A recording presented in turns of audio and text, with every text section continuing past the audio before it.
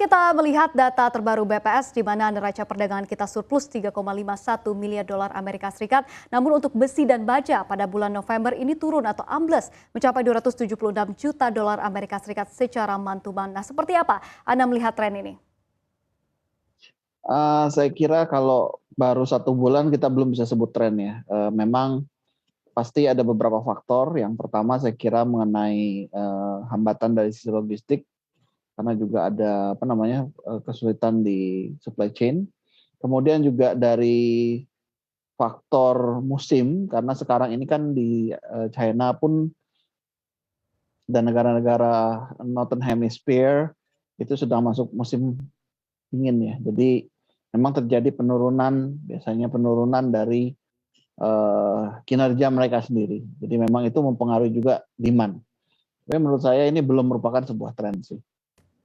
Oke, berarti Anda melihat ini secara musiman saja begitu ya Pak Johannes. Pak Johannes, kalau kita lihat BPS ini juga mencatat ekspor Indonesia ke mitra dagang utama kita China turun bahkan mencapai 515 juta dolar. Nah, apakah menurut Anda ini terjadi karena memang terjadi penurunan demand di besi dan juga baja di China?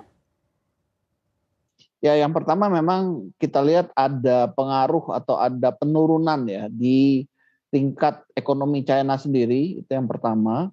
Tetapi sebetulnya kita harapkan pemerintah China pun sudah barusan kira-kira kemarin itu mereka mengumumkan bahwa mereka akan mengambil langkah-langkah untuk memperbaiki ekonomi. Ya. Jadi kalau kita lihat harga iron ore sebetulnya dalam hari ini tuh naik cukup tinggi. Nah ini juga yang sekali lagi penurunan memang saya kira dampak dari berbagai faktor, antara lain misalnya kasus penurunan market properti mereka yang dipicu oleh misalnya Evergrande, tapi saya kira belum membuat sebuah tren lah mudah-mudahan. Oke, namun sepanjang tahun 2021 ini seperti apa kondisi dari demand atau permintaan dari besi dan juga baja Pak Johannes? Sebetulnya di luar China itu globally masih terjadi kenaikan ya. Jadi secara global bahkan the Wall Steel itu memperkirakan kenaikan sekitar 4,5% di luar China. Jadi tadinya mereka memperkirakan sebenarnya 5,2% karena adanya China, tapi sejak kira-kira Agustus September kan China turun sehingga mereka merevisi jadi hanya sekitar 4,5%.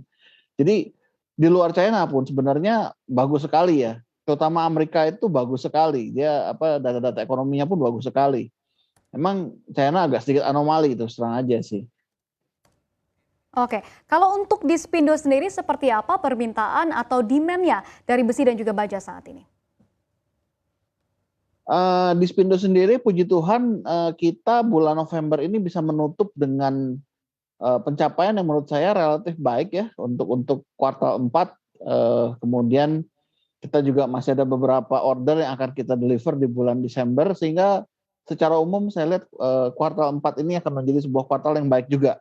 Tentunya drivernya masih didominasi oleh faktor atau didominasi oleh sektor infrastruktur, begitu Monica. Oke, namun kalau untuk ekspor dari Spindo sendiri dan juga pastinya negara-negara tujuan utama ekspor dari Spindo ini apa saja nih Pak Johannes? Kita banyak mengekspor secara rutin ke Amerika dan Kanada, lalu kita juga belakangan ini ada beberapa shipment ekspor yang cukup besar ke Australia.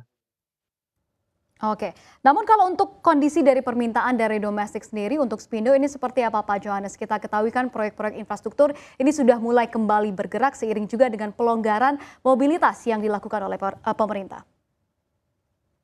Itu dia, jadi kalau kita lihat sebetulnya di dalam negeri domestik ini ya, semuanya optimis, semuanya sudah bergerak naik. Tadi juga kami baru mendapatkan pemaparan dari tim BCA bahwa sebagai kondisi ekonomi Indonesia ini sudah sangat baik ya, dengan pencapaian growth yang baik. Memang ada beberapa sektor yang lagged ya, seperti pariwisata, tetapi nanti pada saat betul-betul sudah grow, dia akan melesat lebih kencang. Memang ada subsektornya, misalnya properti ya, kita harus bedakan antara properti perkantoran dengan properti perumahan seperti itu. Tapi secara umum sektor-sektornya sendiri diperkirakan akan tumbuh dengan baik di 2022 nanti.